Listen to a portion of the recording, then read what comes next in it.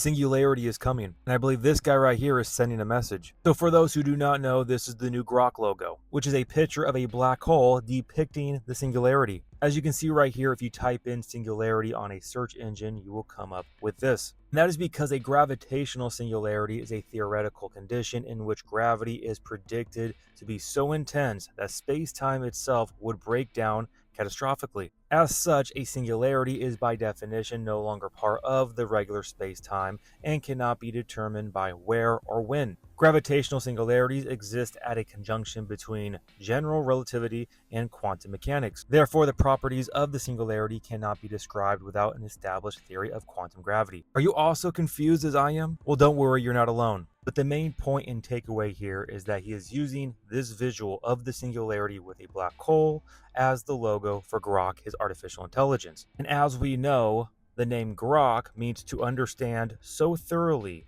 that the observer becomes a part of the observed, to merge, blend, intermarry, lose identity. So again, the idea of singularity, becoming one. Now, even though a lot of people see the singularity as the technological singularity, in which a hypothetical point in time at which technology or technological growth becomes uncontrollable and irreversible, resulting in unforeseeable consequences for human civilization, this is the idea where technology supersedes human intelligence. But the basic definition of singularity is the state, fact, quality, or condition of being singular. So in simple terms, being singular, becoming one. As we just saw, the name Grok meaning to merge. So again, to become singular and one with. So it makes perfect sense that he's going to use the image of the singularity becoming one together with artificial intelligence with the name Grok, because this is his ultimate goal for mankind, to merge with his artificial intelligence God.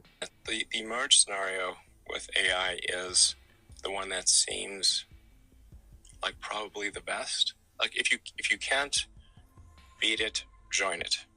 Digital God. So as digital God at that point.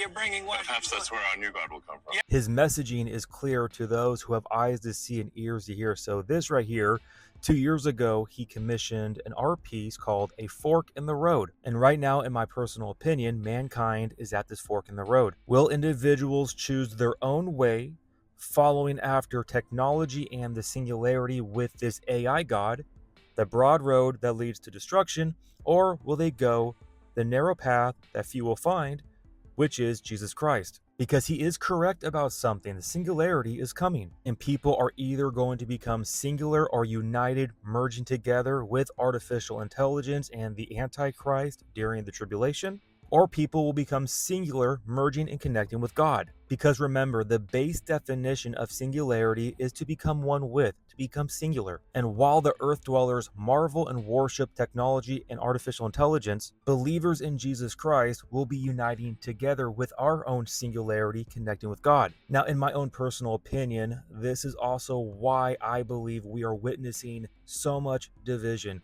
So many people either going towards the world, towards this system, or they're coming out of it connecting with God. Because the closer that we get to the end is the closer that we get to the singularity. And for each individual, it'll be whether you become singular with the Antichrist and the beast system, or that you become singular, merged, or connected to God. And depending on your heart posture, you're going to be pulled in either direction, the idea of the fork in the road. So again, if your heart posture is towards this world, you're going to go on this path, which will lead into singularity with artificial intelligence.